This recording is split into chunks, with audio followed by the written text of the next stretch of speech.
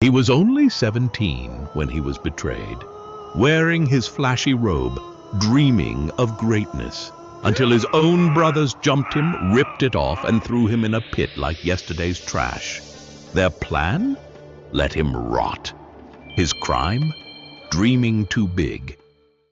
Joseph lived with his father Jacob in the land of Canaan and helped tend flocks with his brothers, sons of Jacob's other wives. But Joseph often brought back a bad report about them. Jacob loved him more than all his other sons because he was the son of his old age and the firstborn of Rachel, his beloved wife. As a sign of that love, Jacob gave Joseph a special tunic, a richly ornamented robe, a symbol of blessing and favor. He was already hated by his brothers for being his father's favorite. To make matters worse, Joseph began to have dreams that disturbed his brothers. "Listen to this dream I had," Joseph said eagerly. "We were binding sheaves of grain in the field when suddenly my sheaf stood upright, and your sheaves gathered around mine and bowed down to it." His brothers glared at him. "Do you intend to reign over us? Will you actually rule us?" It felt like a threat. That moment planted something dark in their hearts, jealousy, that grew into rage. But Joseph dreamed again. This time, the sun and moon and 11 stars were bowing down to me. When he shared the dreams, his brothers were jealous. The response was not admiration, it was rage. Even his father rebuked him. But Jacob kept the dreams in mind. Sometime later, Jacob sent Joseph to check on his brothers grazing the flocks near Shechem. Dressed in his colorful robe, Joseph journeyed alone. When the brothers saw him, their hatred boiled over, and they conspired against him. "Here comes the dreamer," they said. "Let's kill him and throw him into one of these pits." But Reuben, the oldest, stepped in. "Let's not kill him. Just throw him into the pit." For he hoped to rescue Joseph later. So when Joseph arrived, they attacked, ripped off his robe, and threw him into a dry, dark well. Then they sat down to eat.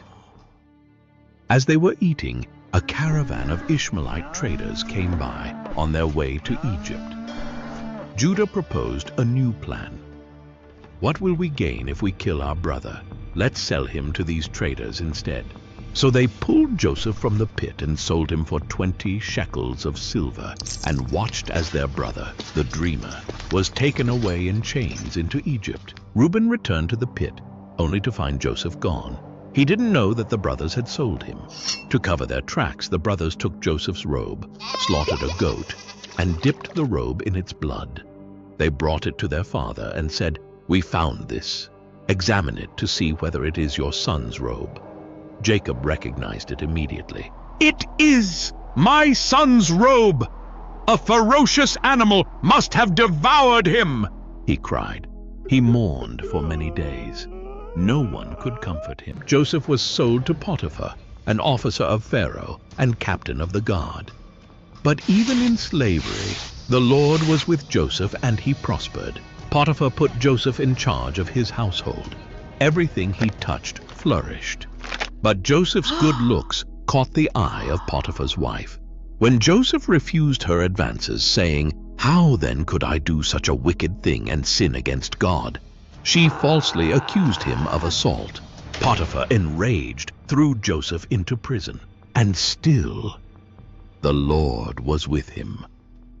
One night, 2 of Pharaoh's officials who were in prison for offending their master both had dreams. They were the chief cupbearer and the baker. No one could tell them what their dreams meant until Joseph said, "Do not interpretations belong to God? Tell me your dreams." He translated their dream, and the cupbearer's dream meant restoration in 3 days, while the baker's dream meant execution.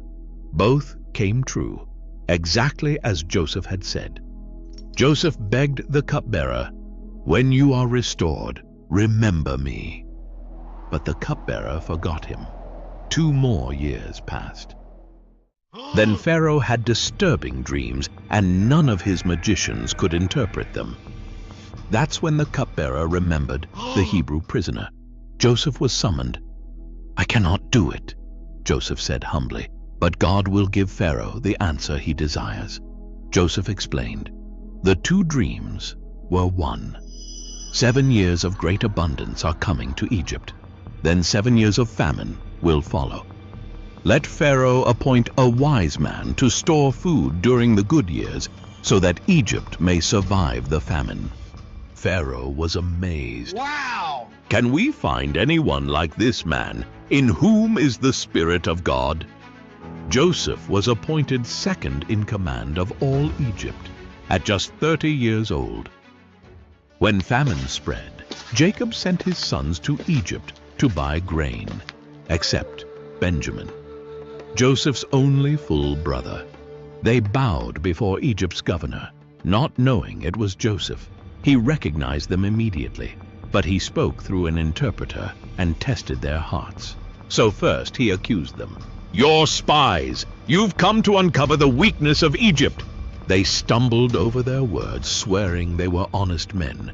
10 sons of one man, once 12. One was gone, they said, and the youngest was left behind. Joseph's eyes narrowed. That youngest one was Benjamin, his only full brother. So he pushed the test further. "Bring your youngest brother. Prove your story." He bound Simeon in front of them and sent the rest home with grain in their sacks, and silver secretly returned. Later, when they came back, Benjamin included, Joseph hosted them for a feast. But the test wasn't over. He framed them. He slipped his silver cup into Benjamin's sack, and as they were leaving, his steward chased them down and accused them of theft. Back in the palace, this was the moment Joseph had waited for. Would they abandon Benjamin like they had abandoned him, or had time and guilt changed their hearts? And then Judah stepped forward. "Take me instead," he pleaded. "Let the boy go home. If he doesn't return, our father will die of heartbreak." It was no longer the voice of jealousy. It was the voice of repentance. At Judah's words, Joseph's heart broke open. He commanded everyone to leave the room. The Egyptian officials were stunned, but they obeyed. Only his brothers remained, confused, nervous, silent. And then Joseph said the words they never expected to hear. "I am Joseph, your brother, whom you sold into Egypt.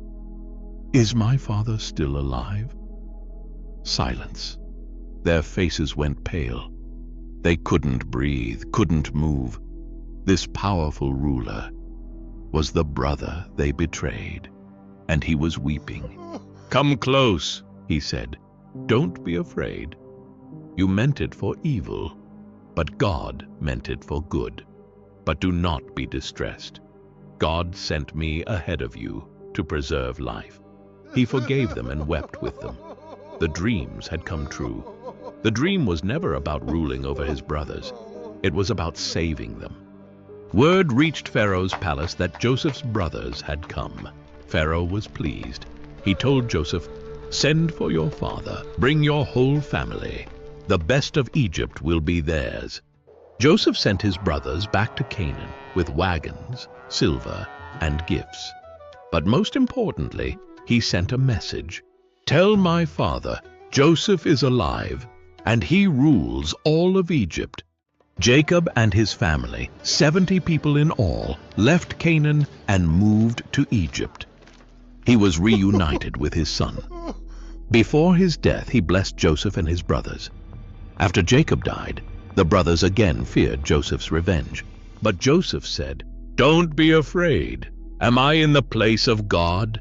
You meant evil against me, but God meant it for good, to save many lives as he has done this day." Joseph lived to see his children's children. Before he died, he told his brothers, "God will surely come to your aid and bring you back to the land he promised Abraham, Isaac, and Jacob." He made them swear, "When God comes, take my bones with you."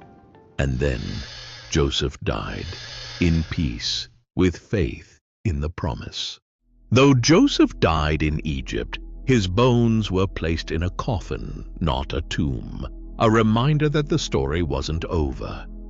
Centuries later, when Moses led Israel out of Egypt, they carried Joseph's bones with them, through the Red Sea, through the wilderness, through every trial and battle, until the day they laid him to rest at Shechem, in the very land Joseph spoke of.